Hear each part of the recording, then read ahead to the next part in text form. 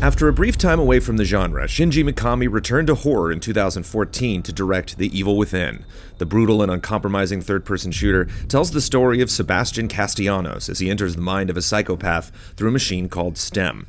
Now the team at Tango Gameworks looks to expand the horrific world they've created with a new string of nightmares.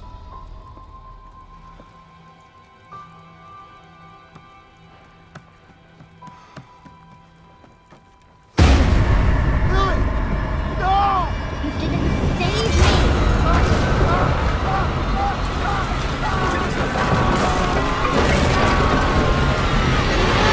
3 years after the events at Beacon Mental Hospital, Sebastian is haunted by the traumas of his past.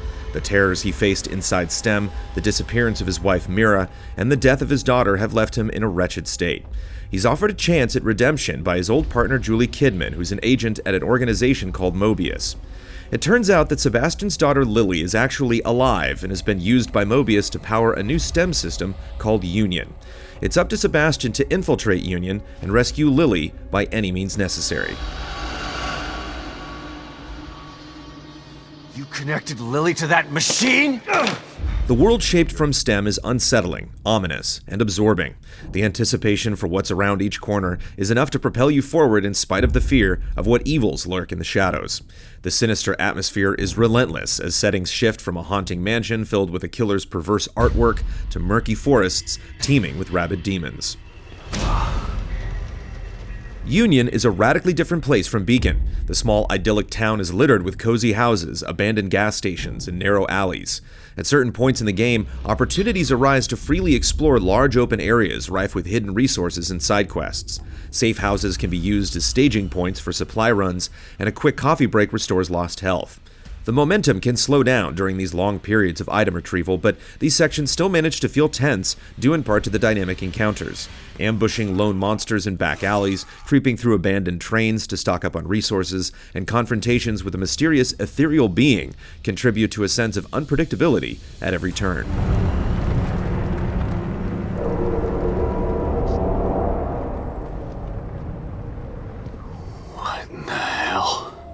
Throughout the journey, Sebastian meets members of a Mobius engineering team sent to try to fix STEM. The characters add context regarding the current situation, and since they're aware that this is all a warped nightmare, it adds an extra sense of vulnerability to the story. Sebastian plays it like a 90s action hero and injects just enough humor into the conversations to add some extra dimension to his character. His second time in STEM has made him more exhausted, and the quest to save his family is an easy motivation to invest in. Dying inside here is above my pay grade. I'm not a soldier. I'm just a technician. I know. Stop! Or I'll shoot! No!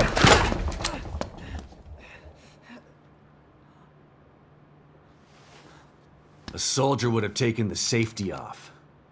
Combat is forceful and crushing. Once an enemy hones in on Sebastian, they're relentless in their pursuit. Each encounter is the chance to go catastrophically wrong, which makes every bullet count. Thinning the ranks of monsters before they detect you helps to even the odds and conserves precious ammunition. Even when properly equipped, there's a consistent feeling of tension, as if one wrong move or misplaced shot can have dire consequences.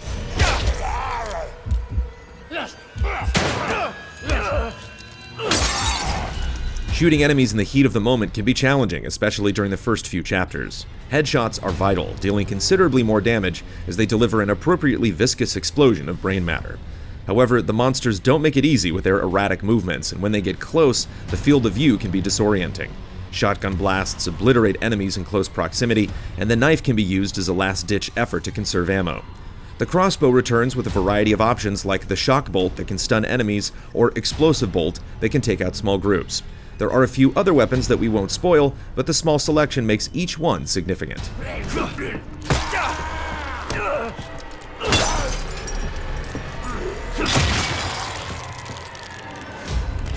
Even on normal difficulty, ammo is exceedingly rare.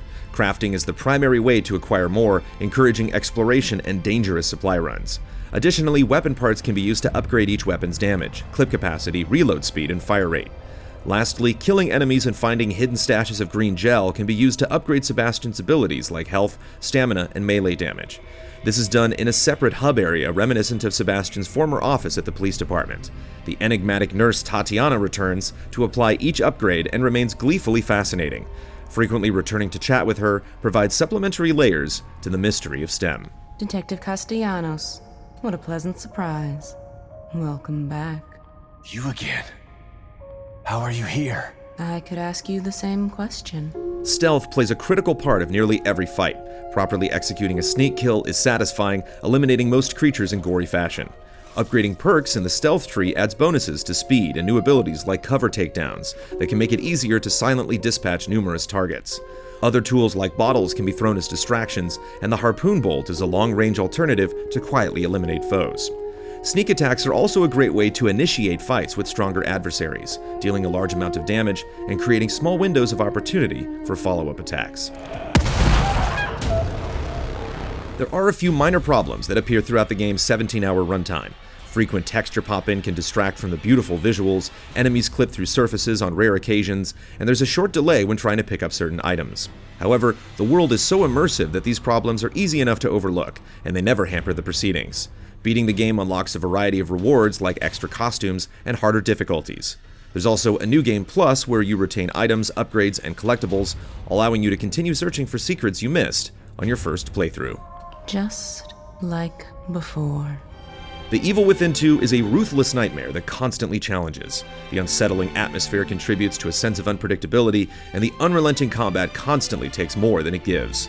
Just when you start to get comfortable, it pushes back harder. Whether it's a boss fight, a new enemy, or the ever-shifting environment, the circumstances always keep you off balance. The Evil Within 2 encapsulates the best elements of classic survival horror with a modern touch.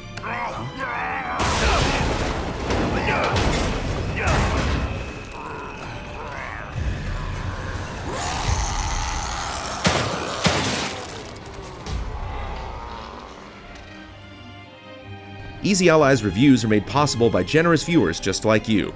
If you like what you see, check out patreon.com/easyallies to see our other videos, and consider becoming a patron to help us make more.